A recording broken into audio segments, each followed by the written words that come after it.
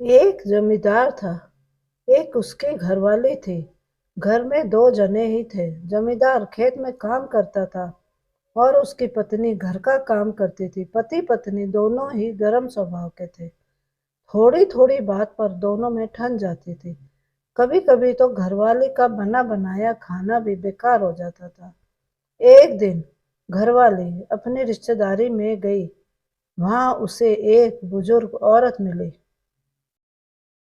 बातों बातों में जमींदार की घरवाली ने बुजुर्ग औरत को बताया कि मेरे घरवाले का मिजाज बहुत चिड़चिड़ा है।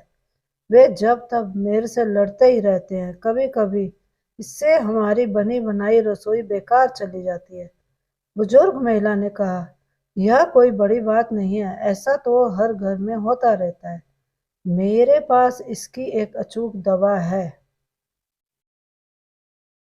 जब भी कभी तेरा घरवाला तेरे साथ लड़े, तब तुम उस दवा को अपने मुंह में रख लेना। इससे तुम्हारा घरवाला अपने आप चुप हो जाएगा। बुजुर्ग महिला अपने अंदर गई, एक शीशी भर के ले आई और उसे दे दी।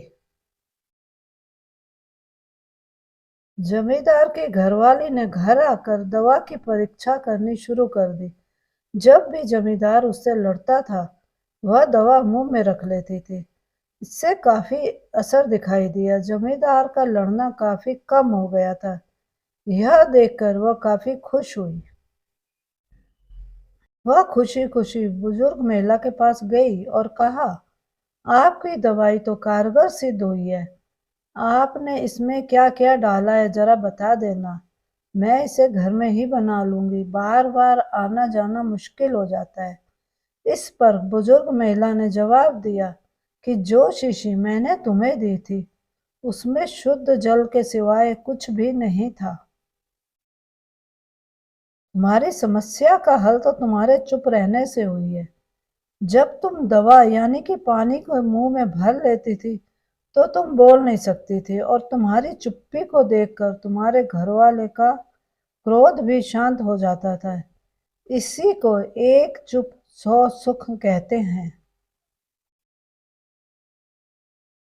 बुजुर्ग महिला ने जमींदार की घरवाली को सीख दी कि इस दवा को कभी भूलना मत और अगर किसी को जरूरत पड़े तो आगे भी लेते रहना। जमींदार की घरवाली ने बुजुर्ग महिला की बात को गांठ बांध लिया और खुशी खुशी अपने घर वापस आ गई।